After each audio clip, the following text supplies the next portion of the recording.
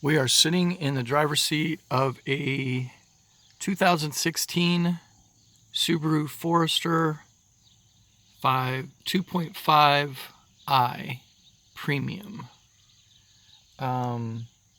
Short story is, it was 75 degrees on a Friday afternoon.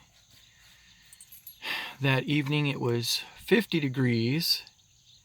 I went and got gas, drove from work to the gas station, which is just 500 feet away from the gas station, shut the car off.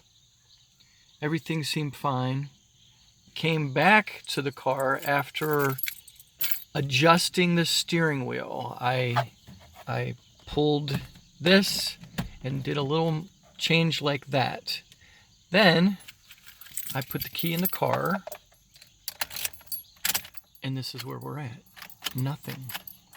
No computer. Now, when I take the key out, it's going to acknowledge that there's no key in it. It acknowledges that the key's in it. When it's in, nothing happens. No turnover, no clicky, no start. Things to note is that the headlights come on, the dash lights come on. I can turn on and off the fog lights. I can lock and unlock the doors, but I can't open the window or close the window. So here I have a window that was open when I was putting my gas in. Nothing works over here. The cigarette lighter accessory 12 volt does not seem to work.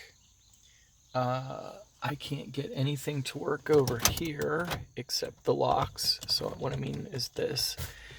Let's put the key back in it. Nothing.